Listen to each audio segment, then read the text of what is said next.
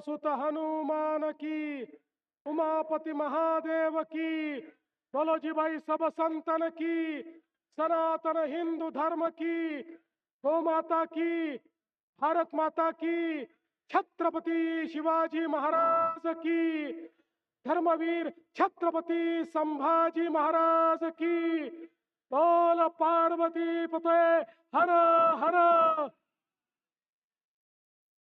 हिंदवी स्वराज्याचे सरसंस्थापक छत्रपती शिवरायांना मानाचा मुजरा करतो। भारतीय राज्यघटनेचे शिल्पकार भारतरत्न डॉक्टर बाबासाहेब आंबेडकर यांना मानवंदना अर्पित करतो। आज त्यांच्या प्रेरणेने या ठिकाणी आपण सगळे एकत्रित आलो आहोत।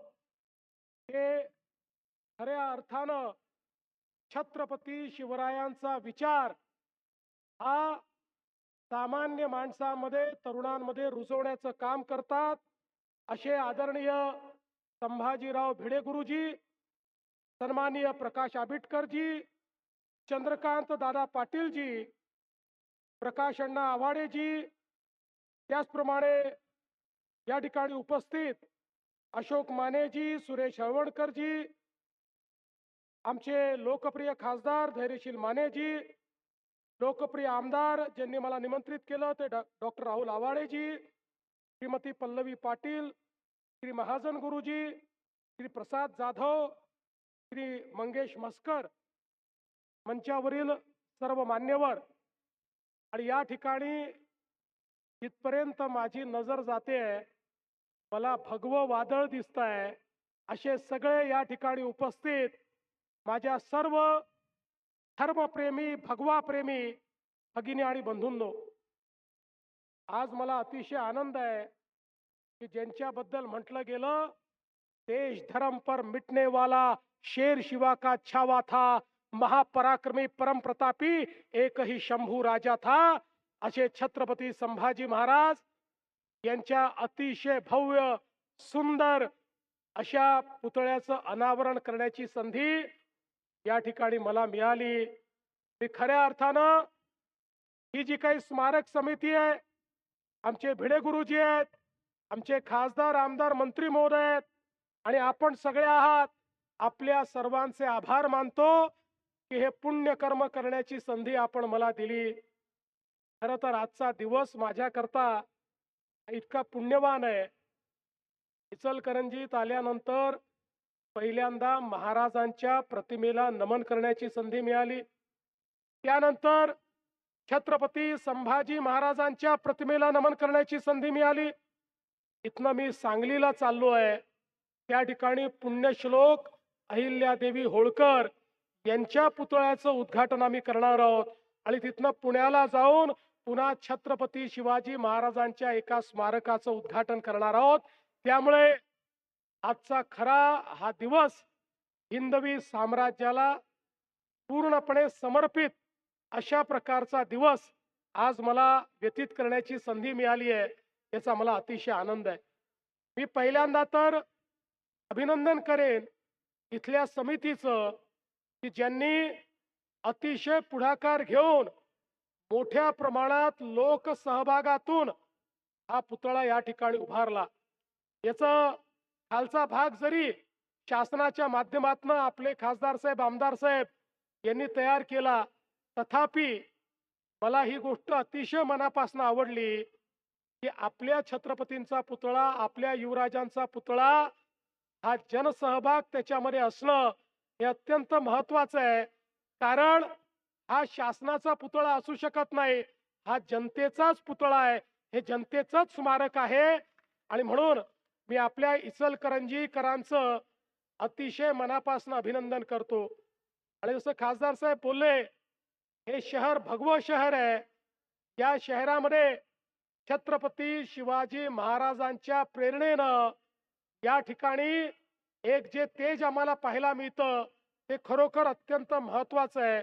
आणि ही देखील मला असं वाटतं उत्तम योगायोग आहे की एकीकडे महाराज आणि दुसरीकडे छत्रपती संभाजी राजे यांचे दोन्ही पुतळे आपल्या सगळ्यांना या गोष्टीचं स्मरण देत राहतील की आज आपण भगव्या टोप्या, भगवे फेटे आणि भगवा झेंडा घालून, झेंडा हाती घेऊन या ठिकाणी राहू शकतो, कारण छत्रपती शिवाजी महाराज होते.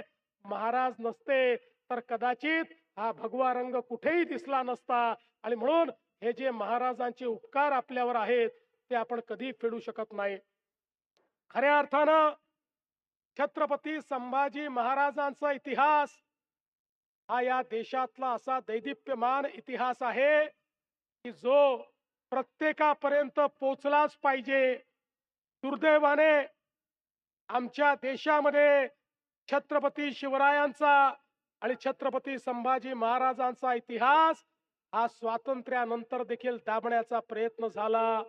अगदी काल परवापर्यंत सीबीएसई मध्ये जे इतिहास शिकवला जायचा त्या इतिहासामध्ये मुघलांच्या इतिहासाला 17 पानं होते आणि माझ्या राजाला केवळ एक पॅरेग्राफ दिला होता.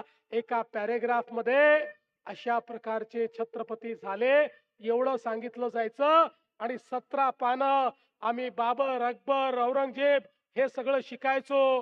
पण मी धन्यवाद देईन मोदी साहेबांना, त्यांनी निर्णय बदलला आणि आता एका पॅरेग्राफ मध्ये मुघली साम्राज्य आलं आणि छत्रपती शिवाजी महाराजांच्या इतिहासाला 21 पानं हे या ठिकाणी इतिहासामध्ये स्थान मिळालं.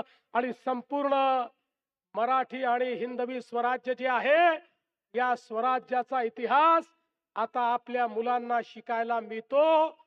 खरा इतिहास आपल्या जनाजनापर्यंत पोहोचवण्याचं काम आपण केलं.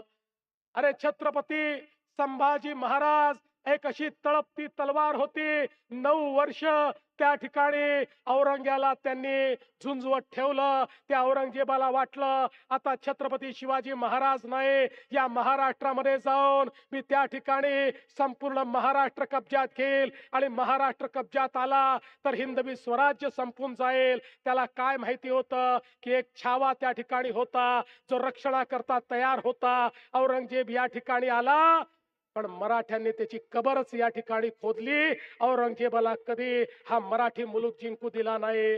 9 वर्षामध्ये 120 लढाया छत्रपती संभाजी महाराज लढले, एकही लढाई कधी हारले नाही. अरे या ठिकाणी दगा झाला नसता तर या छाव्याला पराजित करण्याची ताकद कुठल्या औरंग्यामध्ये नव्हती, कुठल्या मुघलामध्ये नव्हती. अशा प्रकारचा लढवय्या होता. रणनीती असेल, युद्धनीती असेल, या सगळ्या गोष्टी तर त्यांना माहितीच होत्या. पण वयाच्या 14व्या वर्षी संस्कृतचा ग्रंथ लिहिणारे, संस्कृतचे पांडित्य देखील याच आमच्या छत्रपती संभाजी महाराजांच्या ठाई होते. 11 भाषा ठाऊक असलेला आमचा राजा, ज्यांना त्या ठिकाणी इतक्या मोठ्या प्रमाणात साहित्याची निर्मिती केली, नाट्याची निर्मिती केली, शौर्य काय असतं ते आपल्याला सांगितलं. खऱ्या अर्थानं सूर्यासारखी प्रतिभा असलेले आमचे संभाजी महाराज होते. आणि म्हणूनच दुर्दैवाने छत्रपती संभाजी महाराज हे जर त्यावेळी दग्या फटक्यामध्ये शहीद झाले नसते तर या देशाचा इतिहास वेगळा राहिला असता. अर्थातच छत्रपती शिवाजी महाराज आणि छत्रपती संभाजी महाराजांनी क्रांतीची जी ज्योत पेटवली होती त्यामुळे त्यानंतरही मराठे थांबले नाही. आणि खऱ्या अर्थानं त्यानंतर झुंजवत झुंजवत या मोगली साम्राज्याचा नायनाट करून या संपूर्ण भारतामध्ये अफगाणिस्तान पर्यंत हिंदवी स्वराज्य नेण्याचं काम हे या ठिकाणी मराठ्यांनी केलं.